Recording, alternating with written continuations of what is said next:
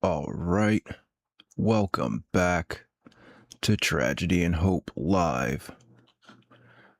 Today, before we get into the video, we're going to check out what martial law is. You got to do like a Alex Jones 101.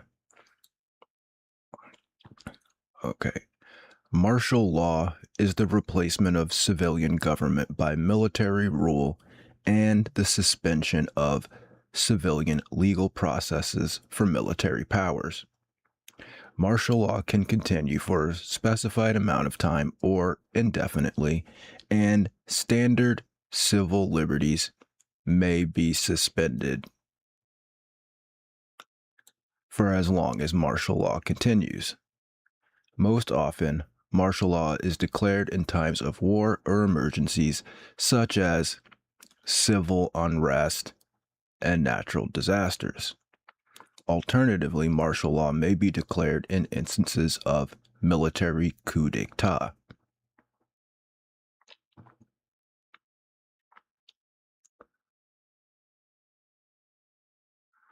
Okay, it says the phrase martial law has been used to refer to a wide variety of actions, practices, or rules for the military and thus currently lacks a concrete definition. References to martial law date back to 1628 England when Sir Matthew Hale described martial law as no law, but something indulged rather than allowed as law. Despite being centuries old, this quote remains true in many countries around the world today. Most often, the implementation of martial law arises from necessity rather than legal right. And while some countries have provisions explicitly permitting the use of martial law, many do not. For countries that do not explicitly permit the declaration of martial law, but where martial law has been declared, the legal justification for it is often the common law doctrine of necessity or some variation of it.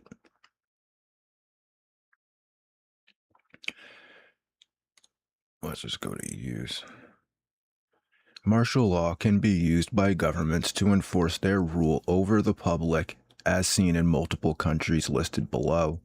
Such incidents may occur after a coup d'etat, when threatened by popular protest,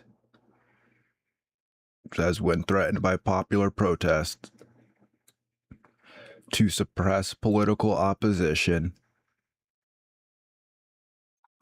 or to stabilize insurrections or perceived insurrections. Martial law may be declared in cases of major natural disasters. However, most countries use a different legal construct, such as a state of emergency.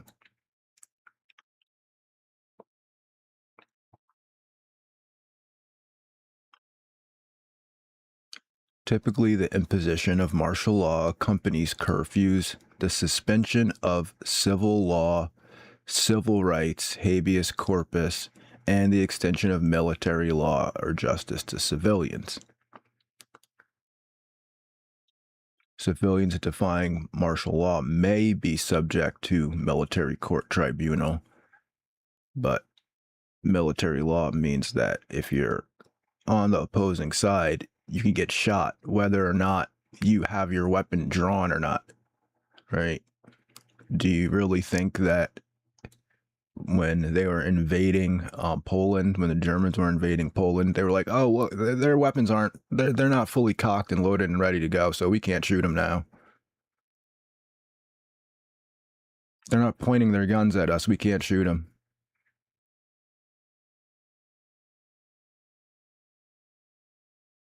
Or did they just shoot them because they were Polish?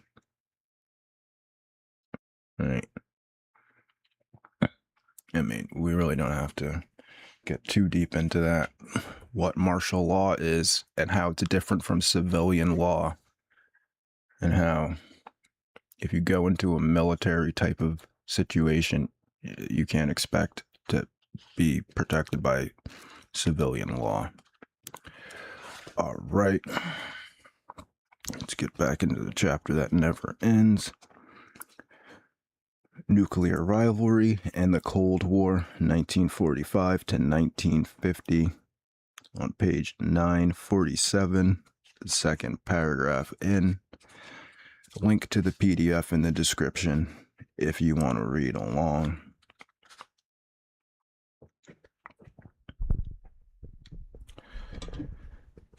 The financial deficit, which occurred each year, were picked up by financial angels, almost all with close Wall Street connections.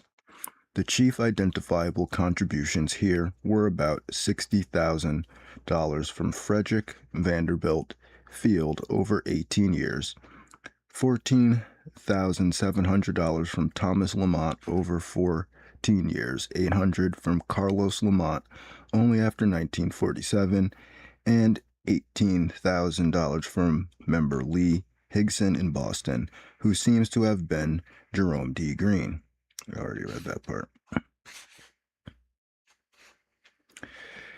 There can be little doubt that the more active academic members of IPR, the professors and publicists who became members of its governing board, such as Owen Lattimore, Joseph P. Chamberlain, and Philip C. Jessup of Columbia, William W. Lockwood of Princeton, John K. Fairbank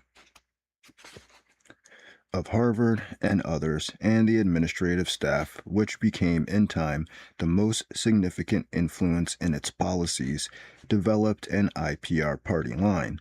It is, furthermore, fairly clear that this IPR line had many points in common both with the Kremlin's party line on the far east and with the State Department's policy line in the same area. The interrelations among these, or the influence of one on another, is highly disputed. Certainly no final conclusions can be drawn. Clearly, there were some communists, even some party members, involved, such as Frederick Vanderbilt Field, but it is much less clear that there was any disloyalty to the United States.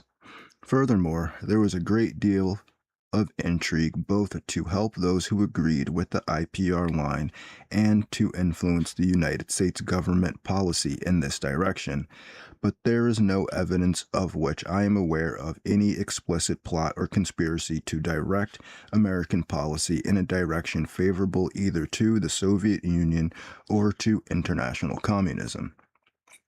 Efforts of the radical right to support their convictions about these last points undoubtedly did great, lasting, and unfair damage to the reputation and interest of many people. The true explanation of what happened is not yet completely known, and, as far as it is known, is too complicated to elucidate here.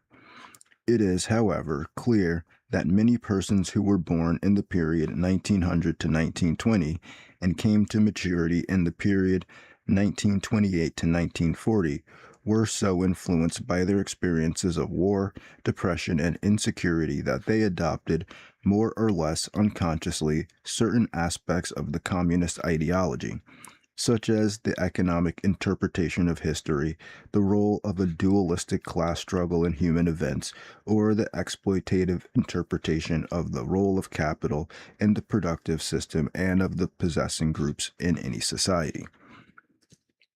Many of these ideas were nonsense, even in terms of their own experiences, but they were facile interpretive guides for people who, whatever their expert knowledge of their special areas, were lacking in total perspective on society as a whole or human experience as a whole.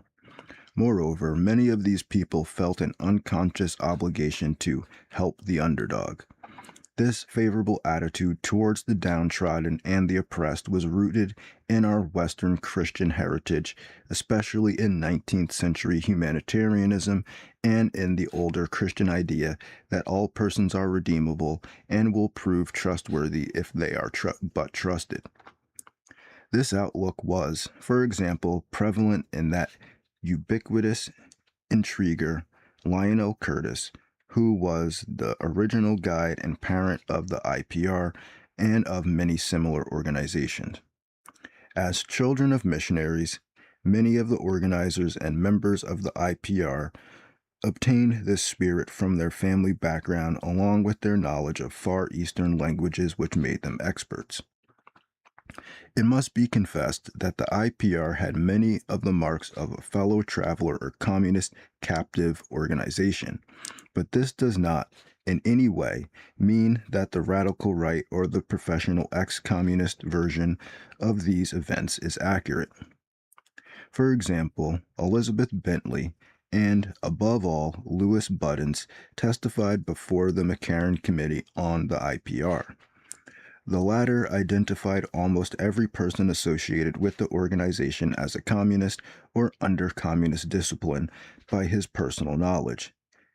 In the most famous case, that of Owen Lattimore, Buttons' empathetic testimony that Lattimore was a communist and that his orders were issued by small Communist Party conclaves of Earl Browder, Buttons, V.F. Field, and others was totally refuted not only by the direct contradictory testimony of Browder and Field, but by subsequent evidence from more reliable witnesses and from Buttons himself.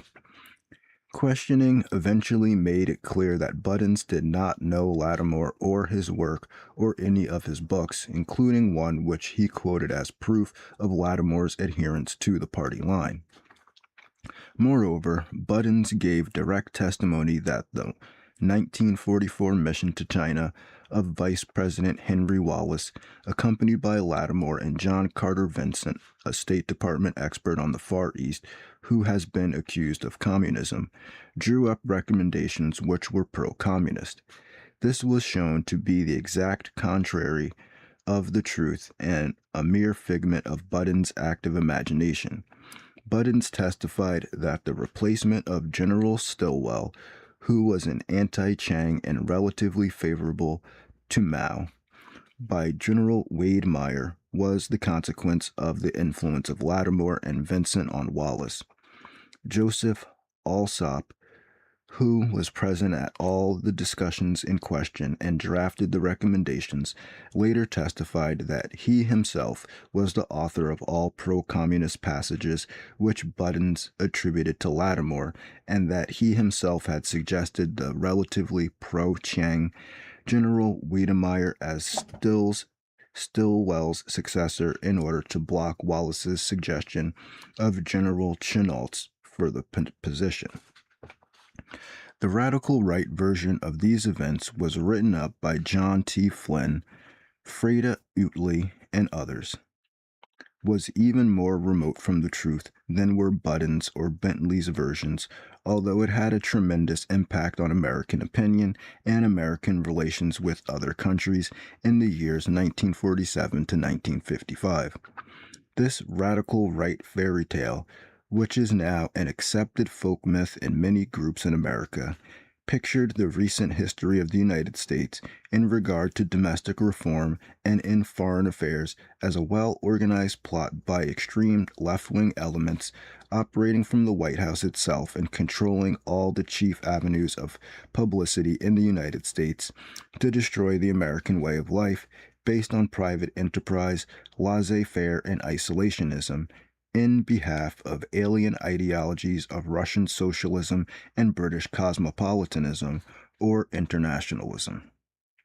This plot, if we are to believe the myth, worked through such avenues of publicity as the New York Times and the Herald Tribune, the Christian Science Monitor, and the Washington Post, the Atlantic Monthly, and Harper's Magazine, and had at its core the wild-eyed and bushy-haired theoreticians of Socialist Harvard and the London School of Economics.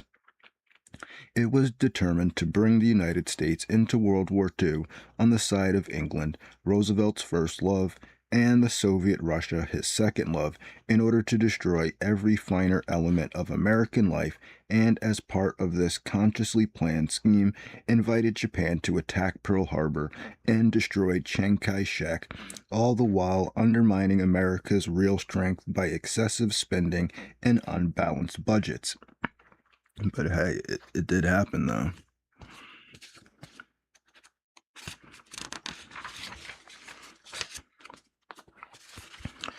This myth, like all fables, does in fact have a modicum of truth. There does exist, and has existed for a generation, an international Anglophile network which operates, to some extent, in the way the radical right believes the communists act. In fact, this network, which we may identify as the Round Table groups, has no aversion to cooperating with the communists or any other groups and frequently does so. I know of the operations of this network because I have studied it for 20 years and was permitted for 2 years in the early 60s to examine its papers and secret records. I have no aversion to it or to most of its aims and have, for much of my life, been close to it and to many of its instruments. All right, we got to put a post-it note there where he's saying that, no, you think it's communist, but it's actually all these rich people. They're the ones that are actually the ones that are trying to get rid of American isolationism, get rid of laissez-faire capitalism.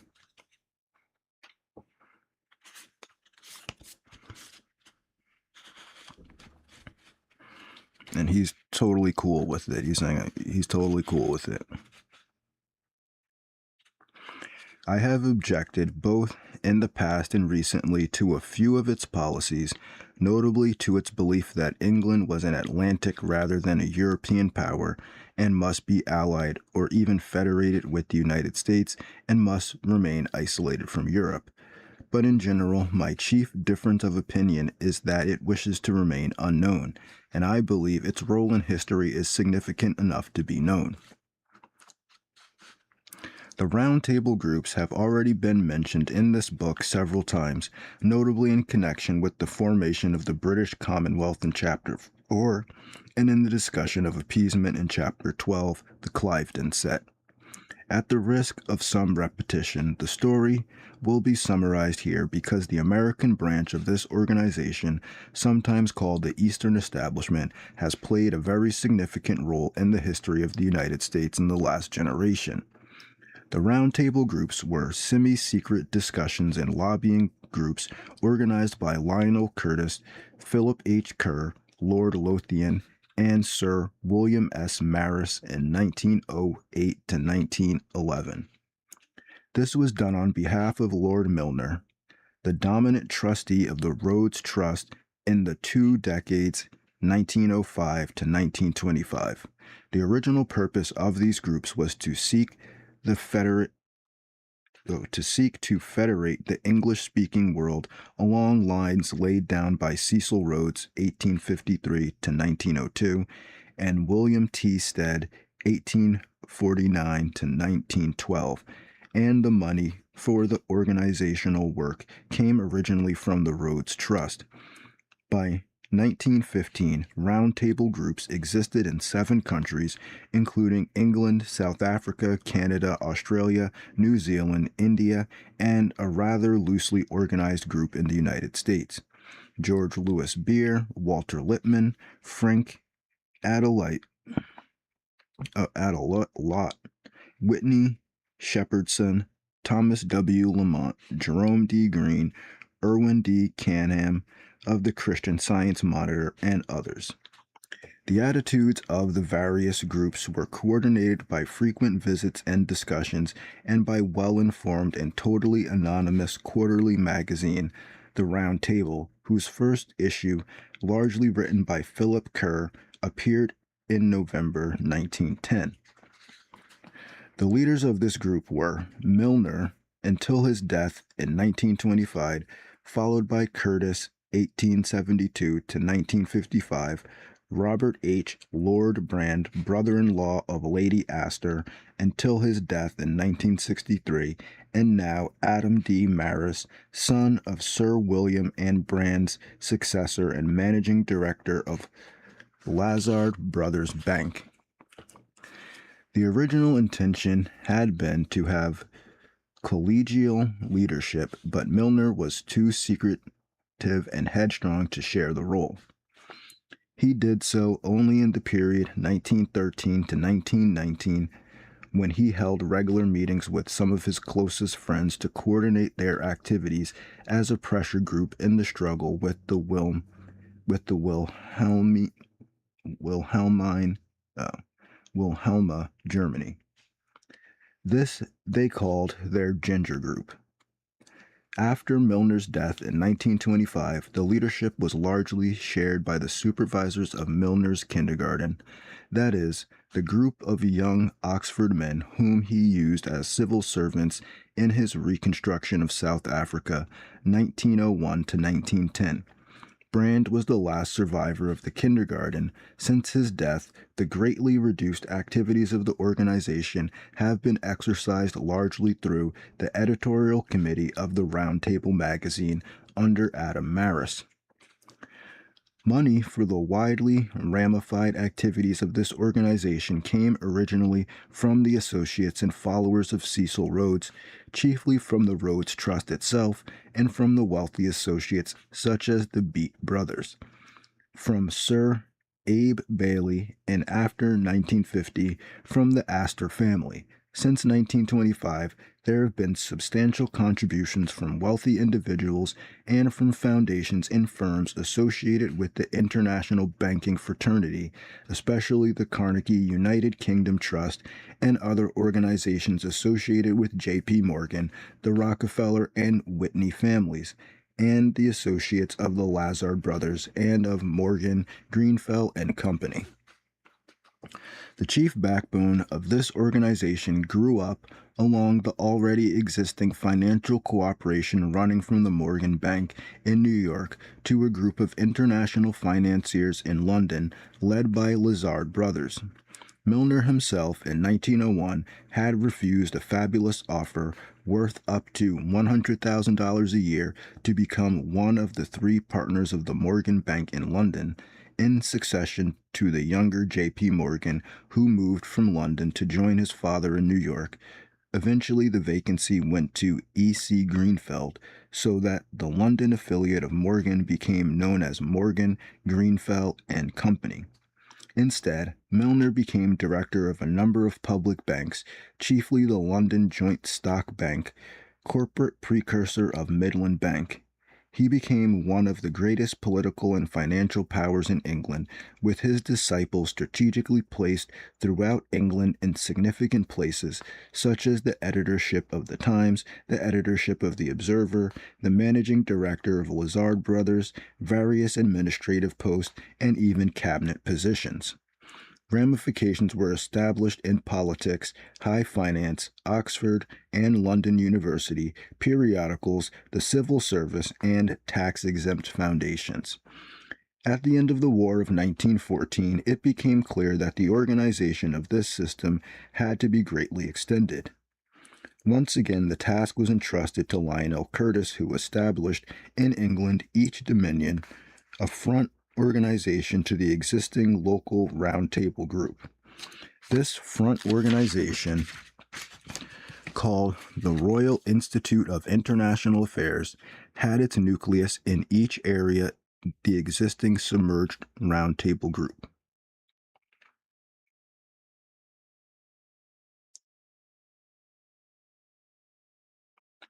In New York, it was known as the Council on Foreign Relations and was a front for J.P. Morgan and Company in association with the very small American Round Table Group.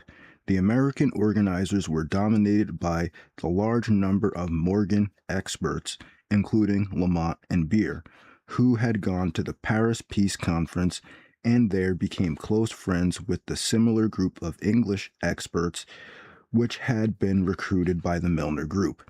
In fact, the original plans for the Royal Institute of International Affairs and the Council on Foreign Relations were drawn up at Paris. The Council of the RIIA, which by Curtis's energy came to be housed in Chatham House, across St. James Square from the Astors, and was soon known by the name of this headquarters, and the board of the Council on Foreign Relations have carried ever since the marks of their origin. Until 1960, the council at Chatham House was dominated by the dwindling group of Milner's associates, while the paid staff members were largely the agents of Lionel Curtis. The Round Table, for many years until 1961, was edited from the back door of Chatham House grounds in Ormond Yard, and its telephone came through the Chatham House switchboard. The New York branch was dominated by the associates of the Morgan Bank.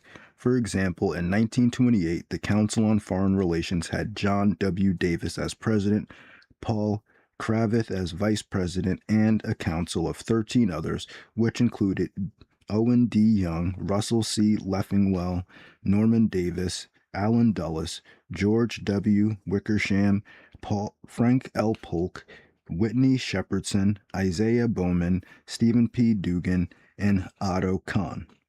Throughout its history, the council had been associated with the American Round Tablers such as Beer, Lippman, Shepherdson, and Jerome Green.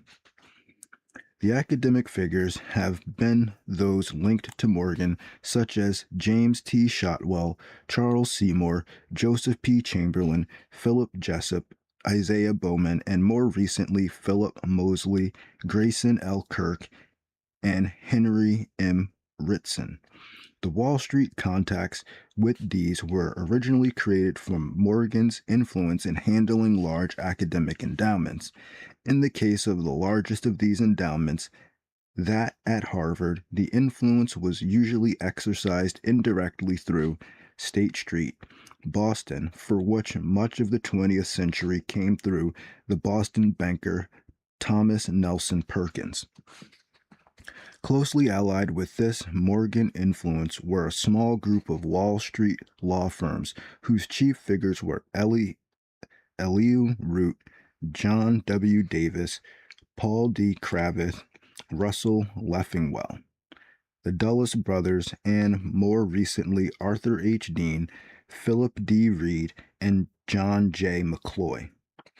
Other non-legal agents of Morgan included men like Owen D. Young and Norman H. Davis. On this basis, which was originally financial and goes back to George Peabody, there grew up in the 20th century a power structure between London and New York, which penetrated deeply into the university life, the press, and the practice of foreign policy. In England, the center was the Round Table Group, while in the United States it was J.P. Morgan and Company, or its local branches in Boston, Philadelphia, and Cleveland. Some rather incidental examples of the operations of this structure are very revealing, just because they are incidental. For example, it set up in Princeton a reasonable copy of the Round Table Group's chief Oxford headquarters, All Souls College. This copy, called the Institute for Advanced Study, and best known perhaps as the refuge of Einstein, Oppenheimer, John V. Newman, and George F. Kennan, was organized by Abraham Flexner of the Carnegie Foundation and Rockefeller's General Education Board after he had experienced the delights of All Souls College while serving as Rhodes Memorial Lecturer at Oxford. The plans were largely drawn by Tom Jones, one of the Round Table's most active intriguers and foundation administrators. The American branch of this English establishment exerted much of its influence through 5 American newspapers: the New York Times, the New York Herald Tribune, Christian Science Monitor, the Washington Post, and the lamented Boston Evening Transcript. In fact, the editor of the Christian Science Monitor was the chief American correspondent, anonymously, of the Round Table, and Lord Lothian, the original editor of the Round Table and later Secretary of the Rhodes Trust, 1925 to 1939, and ambassador to Washington, was a frequent writer in the Monitor. It might be mentioned that the existence of this Wall Street Anglo-American axis is quite obvious once it is pointed out. It is reflected in the fact that such Wall Street luminaries as John W. Davis, Lewis Douglas, Jock Whitney, and Douglas Dillon were appointed to be American ambassadors in London. This double international network, in which the roundtable groups formed the semi-secret or secret nuclei of the Institutes of International Affairs, was extended into a third network in 1925, organized by the same people for the same motives. Once again, the mastermind was Lionel Curtis, and the earlier roundtable groups and institutes of international affairs were used as nuclei for the new network. However, this new organization for Pacific affairs was extended to 10 countries, while the roundtable groups existed only in 7. The new additions, ultimately China, Japan, France, the Netherlands, and Soviet Russia, had Pacific councils set up from scratch. In Canada, Australia, and New Zealand, Pacific councils interlocked and dominated by the Institutes of International Affairs were set up. In England, Chatham House served as the English center for both nets, while in the United States, the two were parallel creations, not subordinate, of the Wall Street allies of the Morgan Bank. The financing came from the same international banking groups and their subsidiary commercial and industrial firms. In England, Chatham House was financed for both networks by the contributions of Sir A. Bailey, the Astor family, and additional funds largely acquired by the persuasive powers of Lionel Curtis. The financial difficulties of the IPR councils in the British Dominions in the Depression of 1929 to 1935 resulted in a very revealing effort to save money when the local Institute of International Affairs absorbed the local Pacific Council, both of which were, in a way, expensive and needless fronts for the local roundtable groups. The chief aims of this elaborate, semi-secret organization were largely commendable: to coordinate the international activities and outlooks of all the English-speaking world into one, which would largely it is true, be that of the London group. To work to maintain the peace, to help backwards, colonial, and underdeveloped areas to advance toward stability, law and order, and prosperity along lines somewhat similar to those taught at Oxford and the University of London, especially the School of Economics and the School of African and Oriental Studies.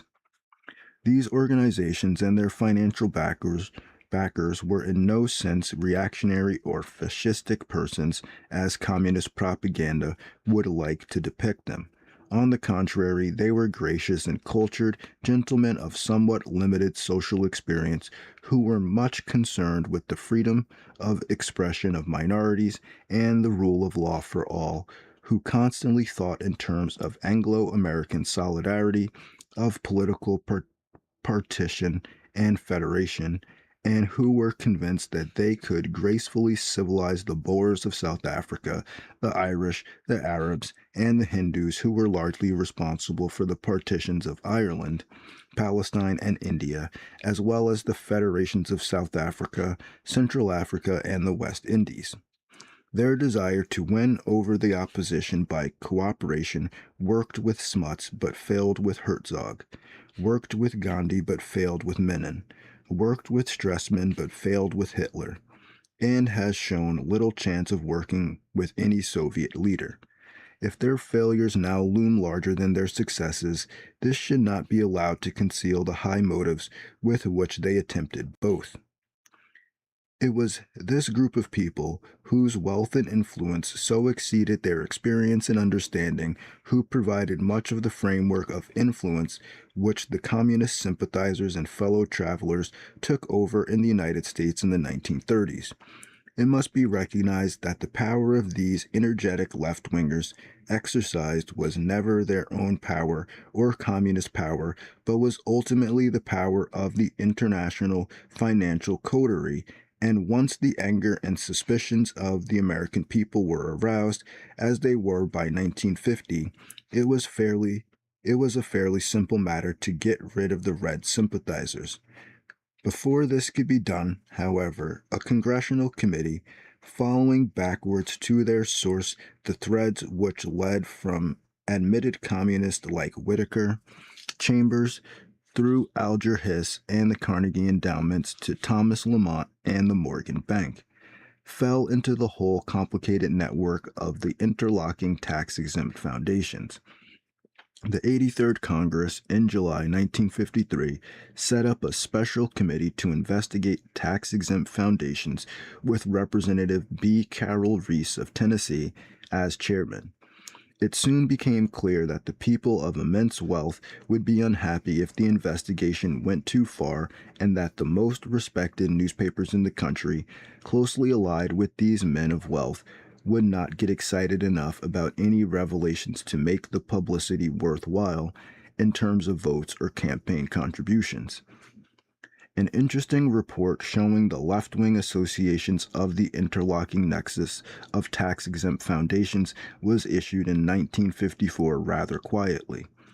4 years later, the Reese Committee's General Counsel, Rene A. Wormser, wrote a shocked but not shocking book on the subject called Foundations, Their Power and Influence.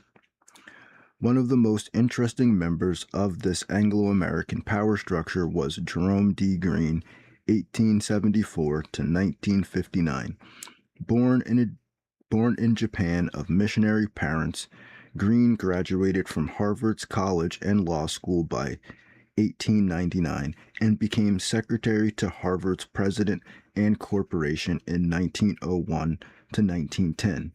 This gave him contacts with Wall Street, which made him general manager of the Rockefeller Institute 1910 to 1912, assistant to John D. Rockefeller in philanthropic work for 2 years, then trustee to the Rockefeller Institute, to the Rockefeller Foundation, and to the Rockefeller General Education Board until 1939. For 15 years, 1917 to 1932, he was with the Boston investment banking firm of Lee, Higson and Company, most of the period as its chief officer as well as with its London branch. As executive secretary of the American section of the Allied Maritime Transport Council stationed in London in 1918, he lived in Toneby Hall, the world's first settlement house, which had been founded by Alfred Milner and his friends in 1884. This brought him in contact with the Round Table Group in England, a contact which was strengthened in 1919 when he was secretary to the Reparations Commission at the Paris Peace Conference. Accordingly, on his return to the United States, he was one of the early figures in the establishment of the Council on Foreign Relations, which served as the New York branch of Lionel Curtis's Institute of International Affairs. As an investment banker, Green is chiefly remembered for his sales of millions of dollars of the fraudulent securities of the Swedish match king, Ivar Kruger. That Green offered these to American investing public in good faith is evident from the fact that he put a substantial part of his own fortune in the same investments. As a consequence, Kruger's suicide in Paris in April 1932 left Green with little money and no job. He wrote to Lionel Curtis asking for help and was given for 2 years a professorship of international relations at Aberystwyth, Wales. The Round Table Group controlled that professorship from its founding by David Davies in 1919, in spite of the fact that Davies, who was made a peer in 1932, had broken with the Round Table because of its subversion of the League of Nations and European collective security. So by 1932, this Round Table groups of the richest people in the world had already basically taken over the League of Nations. On his return to America in 1934, Green also returned to his secretaryship of the Harvard Corporation and became, for the remainder of his life, practically a symbol of Yankee Boston as trustee and officer of the Boston Symphony Orchestra, the Gardner Museum in Fenway Court, the New England Conservatory of Music, the American Academy in Rome, the Brookings Institution, the Rockefeller Foundation, the General Education Board only until 1939. He was also director of the Harvard Tercentenary celebration in 1934 to 1937. Green is of much greater significance in indicating the real influences within the Institute of Pacific Relations than any communist or fellow travelers. He wrote the Constitution for the IPR in 1926, was for years the chief conduit for Wall Street funds and influence into the organization, was treasurer of the American Council for 3 years and chairman for 3 more, as well as chairman of the International Council for 4 years. Jerome Green is a symbol of much more than the Wall Street influence in the IPR. He is also a symbol of the relationship between the financial circles of London and those of the eastern United States, which reflects one of the most powerful influences in 20th century American and world history. The two ends of this English-speaking axis have sometimes been called, perhaps facetiously, the English and American establishments. There is, however, a considerable degree of truth behind the joke, the truth which reflects a very real power structure. It is this power structure which the radical right in the United States has been attacking for years in the belief that they are attacking communists. This is particularly true when these attacks are directed, as they are so frequently, at the Harvard socialism or at left-wing newspapers like the New York Times and Washington Post, or at foundations and their dependent establishments such as the Institute for International Education. These misdirected attacks by the radical right did much to confuse the American people in the period 1948 to 1955 and left consequences which were still significant a decade later. By the end of 1953, most of these attacks had run their course. The American people, thoroughly bewildered at widespread charges of 20 years of treason and subversion, had rejected the Democrats and put into the White House the Republican Party's traditional favorite, a war hero, Dwight D. Eisenhower. At the time, 2 events, one public and one secret, were still in process. The public one was the Korean War of 1950 to 1953. The secret one was the race for the thermonuclear bomb.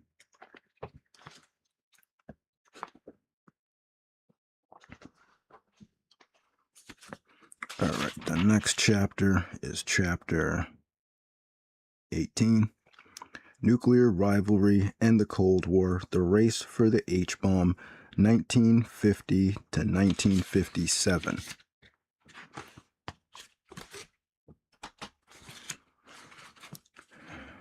It's Joe 1 and the American Nuclear Debate, 1949 to 1954. The Korean War and its Aftermath, 1950 to 1954. The Eisenhower Team, 1952 to 1956. The Rise of Khrushchev, 1952 to 1958. The Cold War in Eastern and Southeastern Asia, 1950 to 1957. Okay. Joe 1 and the American Nuclear Debate, 1949 to 1954. In May 1947, at one of the earliest meetings of the Atomic Energy Commission, the members discussed a suggestion made by one of the commissioners, the Wall Street investment banker Lewis L. Strauss. 4 months later, at the request of the Commission, the Air Force was ordered to begin a continuous monitoring of the upper atmosphere to test for radioactive particles, which would indicate if a nuclear explosion had taken place anywhere in the world. The monitoring service was tested on our own nuclear explosions in the Marshall Islands early in 1948 and continued thereafter on funds from the AEC. Late in August 1949, a B-29 modified for this service returned to its base in the Far East and found that the photographic plates it had been carrying to a great height were covered with streaks. As the local scientists examined these, they became convinced that the plane had passed through a heavily radioactive cloud, which must have originated farther west on the mainland of Asia. Code messages to Washington sent similar planes over the United States to collect raindrops and high-flying dust particles. These soon revealed the bad news. A highly efficient plutonium bomb, Joe I, had been exploded over Soviet Asia in August. President Truman, on September 23, 1949, made a public announcement. Within recent weeks, an atomic explosion occurred in the USSR. The news of Joe I brought to crisis level and merged together two conflicts which had been going on, more or less behind the scenes, in the American strategic community. One of these conflicts was among the scientists over the possibility of making a super bomb by fusing hydrogen. The other conflict, involving billions of dollars in defense contracts and the lives of millions of people, was the struggle among the armed services over American strategic defense policies. Discussion over super had been going on for years, but only intermittently and among few advanced scientists. In 1927, a young Austrian, Fritz Heutermans, studying physics at Göttingen, took a walk with Lord Rutherford's assistant, Geoffrey Atkinson. Heutermans suggested that the energy of the sun came from the fusion of 4 hydrogen atoms to make a single helium atom. They talked about the problem and told a Russian fellow student, George Gamow, who returned to the Soviet Union shortly afterwards. In 1933, Heutermans fled from Hitler's anti-Semitic laws to Russia. During Stalin's purges, he was imprisoned as a foreign spy and tortured to extract a confession. In 1940, when Stalin was allied with Hitler, Heutermans' wrecked but still living body was turned over to the Germans to receive new indignities from the Gestapo. In 1933, Gamow fled from Russia and was given a professorship at George Washington University in the American capital. In 1935, Gamow invited the Hungarian refugee scientist Edward Teller to join him at George Washington. They worked together and talked a good deal about the problem of hydrogen fusion. After listening to them and another refugee, Hans Bethe, winner of the Enrico Fermi Award in 1961, then at Cornell, worked out the now accepted equations for nuclear fusion on the Sun. Bethe's equation assumed that carbon-12, by the addition of hydrogen nuclei protons, one at a time, was raised through nitrogen-13, N14, oxygen-15, and N15, which then added a final proton and split into C12 and helium-4. The carbon thus acted as a catalyst for the fusion of hydrogen to form helium. Teller, a restless man, fertile with suggestions but incapable of sustained cooperation with others, went to Columbia University in 1941, to Chicago in 1942, to Berkeley, California in the summer of 1942, and to Los Alamos in the spring of 1943. He was obsessed with the idea of a fusion bomb and was greatly encouraged by Oppenheimer, who obtained special security clearance for him and invited him both to California in 1942 and to Los Alamos in 1943. In both places, he worked on the H-bomb, although it was generally known, as suggested by Fermi, that no H-bomb was possible until there was an A-bomb to ignite it.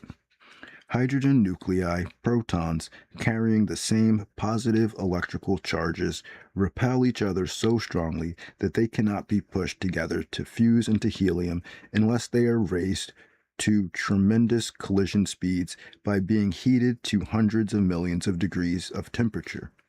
Only an A bomb could produce such heat. In 1942, Fermi suggested that such fusion could be achieved at a somewhat lower temperature by using heavy hydrogen deuterium. This is an isotope of hydrogen which is twice as heavy as ordinary hydrogen since its nucleus consists of 2 unit particles instead of 1. Its discovery, for which Harold Urey won the Nobel Prize in 1934, showed that it existed in nature, chiefly in the form of heavy water, DO2, compared to ordinary water, H2O, in the proportion of about 1 part of deuterium for every 5,000 of ordinary hydrogen. Shortly afterward, it was calculated that it might be possible to make an even heavier isotope of hydrogen of triple weight, tritium, with a nucleus of 3 particles. These could be fused to make helium at an even lower temperature. However, it would be so expensive to make the tritium that each bomb would cost billions of dollars. By the end of 1942, it seemed clear that the most feasible way to make a bomb would be to use both deuterium and tritium. Collisions of these at over 100 million degrees of temperature should give helium atoms an enormous energy. At that point, the project was put on the shelf and work concentrated on making the A-bomb, which had to be obtained first. After the war ended, the outstanding scientists gradually returned to their peacetime teaching and research so that the AEC laboratories, including Los Alamos, quieted down. The super patriots subsequently criticized the scientists for this, arguing that the latter should have stayed on the job with AEC to develop better weapons than the Russians. This is nonsense, and is most nonsensical when it is implied that the scientists' reluctance for weapons development was based on Soviet sympathies. The fact is that America's whole future depended on getting scientists back to the universities to train new scientists, a job which had been neglected for 5 years. Moreover, there was another and potent influence working against weapons development in the nuclear area. This was the Air Force. The Air Force could keep its monopoly of atomic weapons only as long as these remained in the large, ungainly shape they had first had in 1945. Accordingly, the Air Force, through General Brereton,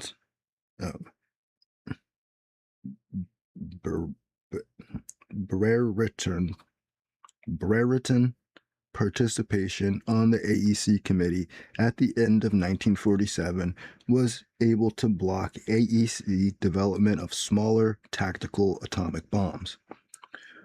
Only 3 years later, when these were being developed in spite of its opposition, did the Air Force try to recapture its privileged nuclear monopoly by beginning to insist on development of the H-bomb. This shift brought into its alliance with Teller, who had been vainly advocating the H-bomb all the time since 1942. Ironically enough, once this alliance had been made, sympathizers and allies of both the Air Force and of Teller conveniently forgot the former's earlier opposition to nuclear weapons development and began to question the loyalty of others who had opposed the development of the H-bomb, including those official scientists who had done so because they realized it would jeopardize the development of tactical A-bombs. Because he operated in this attack on Oppenheimer, Teller's prestige among scientists, but not among congressmen and journalists, was almost irreparably damaged. The turn towards the H-bomb began in 1949, even before Joe won, largely because of the agitations of Teller and his supporters in the California Radiation Laboratory, led by E.O. Lawrence and Luis Alvarez. At the same time, Soviet pressure, especially in Berlin, made it increasingly clear that our nuclear weapons system must be reviewed. Teller at once insisted H-bomb, but the official scientists led by Oppenheimer suggested development of a wide panoply of nuclear weapons in all sizes and utilities. In general, the Bulletin of Atomic Scientists BAS group were reluctant to work for either change. Until 1950, however, the development of smaller A bombs was prevented by the Air Force veto of 1947. As a result, the only testing of A bombs in the 5 year period from Bikini in 1946 to April 1951 was a test at Ein Wetak in the spring of 1948, which sought to secure larger bombs by more effective use of nuclear material. At these 1948 tests, 4 bombs were exploded, reaching a size of over 100 kilotons, or almost 6 times the blast of the 1945 bombs on Japan. This lack of testing from 1948 to 1951, for which the Air Force was responsible, was later attributed by Air Force supporters to Oppenheimer's communist sympathies. Joe 1 brought this stalemate to a crisis. The question of proceeding towards the H-bomb was submitted to the Advisory Committee, GAC, and the AEC in October, and this group, including Oppenheimer, Conant, Fermi, Lee DeBridge, president of California Institute of Technology, I. Rabi of California, of Columbia, Nobel Prize 1944, and 3 businessmen voted unanimously against a crash program to make an H-bomb. Glenn Seaborg, Nobel Prize 1951, who was absent, was non-committal. The most vigorous opposition came from Conant. In general, the opposition felt that concentration on an all-out effort to make an H-bomb, whose feasibility was very dubious, would be a poor response to Job 1, and that a better response would lie in 1. Complete reform of American ground forces, including universal military training, 2. Reorganization of the defenses of Western Europe, including Germany, and 3. A drive to make a large and varied assortment of A-bombs, especially by decreasing their size for tactical use. Teller was chagrined at this decision, a view which was shared by Senator Brian McMahon and the Joint Congressional Committee and by the Air Force. Teller had been visiting about the country in his impetuous way, even before this decision, seeking to build up support for super and recruit scientists with special attention to Bethe, who opposed the effort to make an H-bomb and finally joined the effort the following year because he hoped to prove it wasn't possible. The GAC's unanimous vote against a crash program for the H-bomb in October 1949 was based on a number of considerations which still seem valid. 1. The scientists feared that the use of the Hanford reactor to make tritium from lithium instead of continuing to make plutonium from uranium would jeopardize the development of tactical A-bombs, especially as the manufacture of a pound of tritium would cost the loss of 80 pounds of plutonium. They felt that the threat of our nuclear retaliation was not a sufficient guarantee against nibbling by Soviet ground forces and wanted our ground forces and those of our European supporters reorganized, expanded, and equipped with tactical atomic weapons. 3. They felt that the atom bomb was sufficiently large for any possible target in the Soviet industrial plants or Russian cities, and that for such targets the hydrogen bomb was not really necessary. 4. They felt that the advantages of adding the H-bomb to the world's arsenals in terms of cost was so slight that the Russians would not try to make it if we abstained from doing so. 5. They felt that the scientific manpower needed to develop the H-bomb could be obtained only from the A-bomb plants or from teaching, and was, for the immediate future, more valuable in these two places. 6. They doubted if any H-bomb would be made small enough to be carried in a plane, and accordingly thought it unwise to sacrifice possible strengthening of our defense response where it was urgently needed on land for a possibly unobtainable increment of power to our defense response in an area strategic bombing where it was not urgently needed, especially as it was not yet established that we would make any nuclear response at all to a minor or moderate Soviet aggression. These considerations, which so deeply disturbed Conant, Oppenhauer, Lilienthal, and others, were ignored by Teller and his allies, who continued to agitate for a crash program for Super.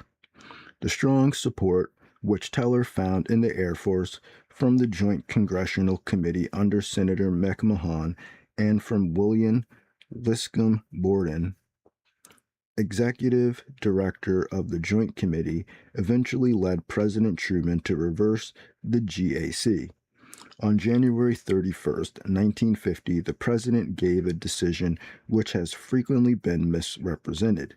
He ordered the AEC to proceed with its efforts to make the H-bomb and at the same time to continue its work for a more varied A weapons within the framework of a new overall survey of American strategic plans, which was simultaneously ordered from the National Security Council.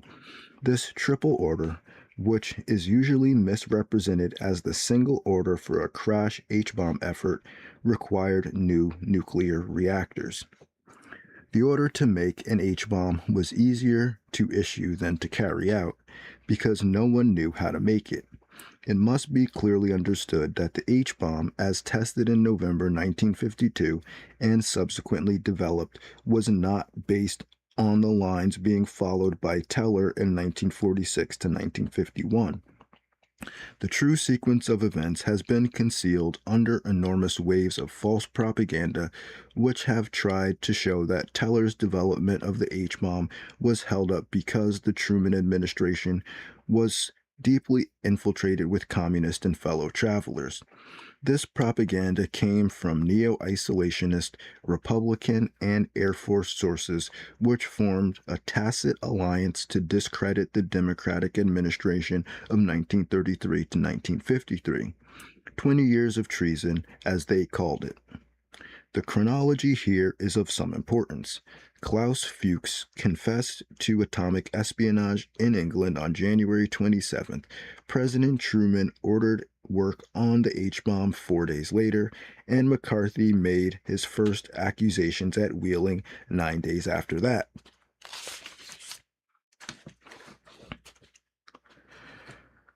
One of the reasons the GAC had opposed working on the H-bomb was that such work would jeopardize the production of plutonium and would not overcome the unbalance in our defenses between strategic and tactical forces. On February 24th, the Joint Chiefs of Staff demanded that Truman's order to the AEC to continue work on the H-bomb be changed into a crash program. About the same time, the White House ordered the reevaluation of our strategic position by the National Security Council. This led eventually to NSC 68, and finally the AEC initiated steps to obtain new nuclear reactors. Work on these, begun in 1951, included tritium production plant on the Savannah River and two U-235 gaseous diffusion plants at Portsmouth, Ohio, and Paducah, Kentucky. This gave 5 great nuclear centers, of which the 3 diffusion plants used 5.8 million kilowatts of electricity, about half the total output of the TVA, which is the Tennessee Valley Association, I think, right? And sufficient for the ordinary needs of 32 million persons. Sounds kind of like the AI data centers. In 1960, this electricity cost over $250 million, and the total cost of nuclear explosives was running at $2 billion a year.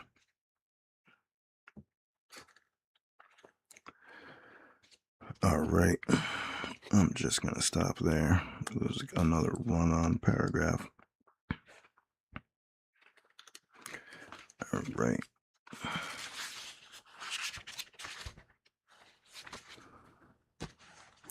We're getting there. We're getting there. Page 964. If you want to keep reading, I know this is so enthralling. Now, the nuclear stuff, that's kind of like political. You can see that it's the same kind of thing where, the military, different branches of the military are trying to convince the population that their branch is the superior branch and that the tax money should flow to their branch. That's pretty basic stuff. Now, the round table stuff in the chapter before that, that's very elucidating. It's pretty much conclusive that the world's richest people were funding and backing and pushing communism the whole time. And that the round table organizations, the Council on Foreign Relations, the Council on International Affairs in England, all the ones set up, including in Russia and Asia. People are like, oh, well, how can they run Asia? And it's like, there's no way they can be running Asia too. And there's no way they can be running Russia. It's like, those are definitely separate things. No, they're not. There's one world government, one single world government run by banks, right? Every country pretty much is capitalist or mixed economy, like socialist and capitalist. So you can say they pretty much bought up all of the newspapers and stuff, like, because they didn't have TV back then.